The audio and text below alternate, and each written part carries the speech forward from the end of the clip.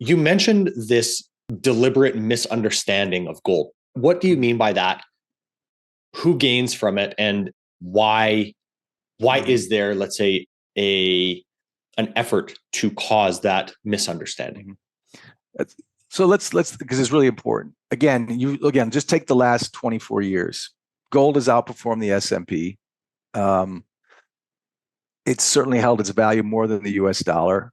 And it is infinitely a better reserve asset than the US Treasury. And yet no one on Wall Street talks about it. No one in the family offices allocates. Remember, 1% allocation by family offices, the smartest guys in the room, 1% allocation to gold.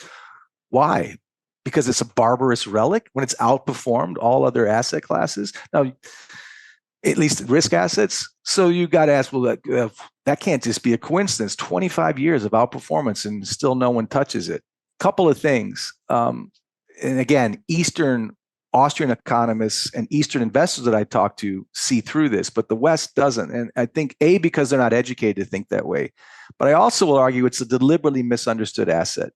Because if you're a banker at JP Morgan or Morgan Stanley or Wells Fargo or Goldman Sachs and you work in the private wealth management office, or frankly, even if you work as the CFO or the COO of a major bank, you can't make money in gold. That's the first thing. Gold storage isn't leverageable. It isn't hypothecatable. It isn't the same kind of money maker that it is if you want to leverage bonds and stocks and, fractional reserve banking. Gold is not profitable, so it's not discussed. It really isn't. It's not big money in charging fees for the big banks. The only banks that lever gold are the LBMA and COMEX banks, just to keep the price artificially short. But as a profit center, gold is a no-go for banks. They want far bigger 10x returns on leverage at your expense, at your risk. So A, it's not even good for their business. B, politically, gold is the most embarrassing thing to a country that's in debt.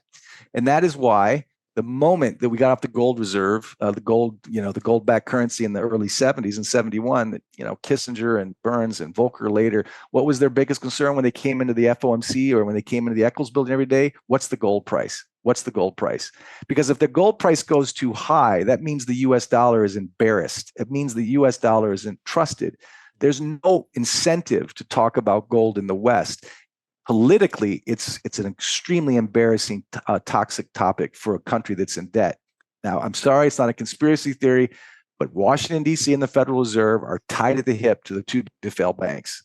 It's the mother bank, the Fed, and the little baby banks are the too big to fail banks. They live off each other. They make policies together. They even think portfolios together. And it's my strong opinion that gold is not good for business for the U.S. government. It's not good probably for the banks, so it's not discussed.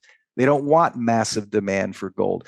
Now, that may be a conspiracy theory, but it doesn't change the fact that if I'm a wealthy person, I don't care what my banker at Goldman Sachs tells me. I want to figure out gold on my own. They have no incentive to teach you this, which explains why, despite its massive outperformance of the S&P, its massive outperformance of US Treasuries, no one holds it, because it's criticized as a gold bug conspiracy theory about the end of the world. I was talking to someone in Scotland a couple of weeks ago, a very wealthy guy, and we went to his private wealth manager in Dallas. He said, gold. The guy laughed at him. Gold.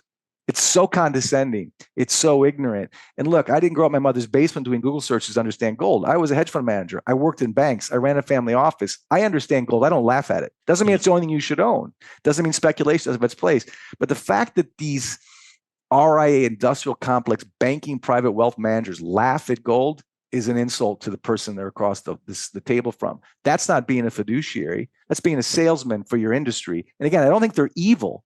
They just don't understand it. And they don't want to understand it. And I really do believe that. It boggles my mind why people don't own more gold. What also boggles my mind is the number of bankers who are clients who own a lot of gold privately, but not in their bank accounts or not where they work, or the number of hedge fund managers I know who own a lot of gold, but don't trade it on their accounts.